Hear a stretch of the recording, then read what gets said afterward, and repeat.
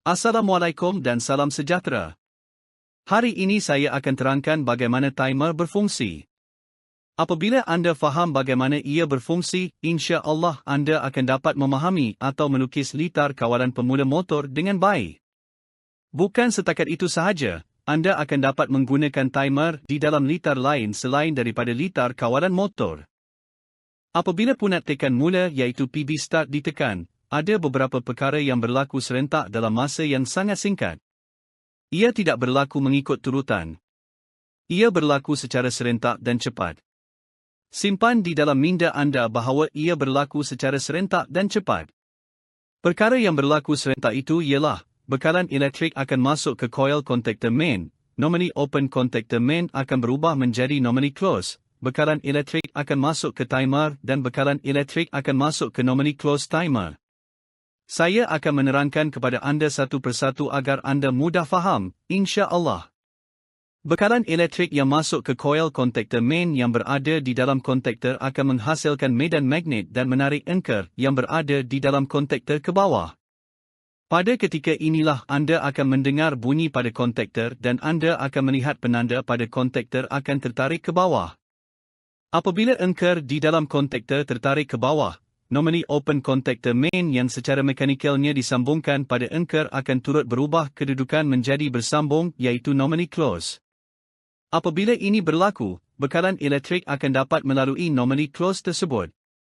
Bekalan elektrik yang masuk ke timer pula, akan menyebabkan fungsi pemasa yang berada di dalam timer mula mengira masa mengikut masa yang dilaraskan oleh pengguna.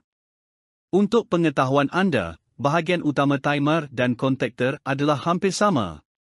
Kedua-duanya mempunyai coil, normally open dan normally close. Cuma di timer ada tambahan satu lagi bahagian iaitu fungsi pemasa dan bekalan elektrik hanya akan masuk ke coil di dalam timer apabila fungsi pemasa telah tamat mengira masa.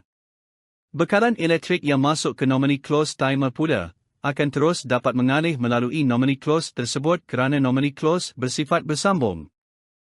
Apabila anda mengangkat jari dari punat tekan mula iaitu PB start, bekalan elektrik masih dapat mengalih melalui normally open yang telah berubah kepada normally close tadi. Ini akan menyebabkan bekalan elektrik ke litar sentiasa ada dan litar dapat beroperasi tanpa sebarang gangguan. Setelah fungsi pemasa di dalam timer selesai mengira masa, barulah bekalan elektrik akan masuk ke bahagian coil yang berada di dalam timer. Coil yang berada di dalam timer akan menghasilkan medan magnet dan menarik anchor ke bawah.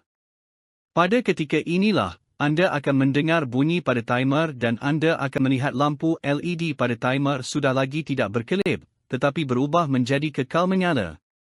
Normally close dan normally open timer yang secara mekanikalnya disambungkan pada anchor timer, akan turut berubah keadaan menjadi keadaan yang berlawanan. Normally close timer akan menjadi normally open dan normally open timer akan menjadi normally close. Begitulah cara timer on delay berfungsi.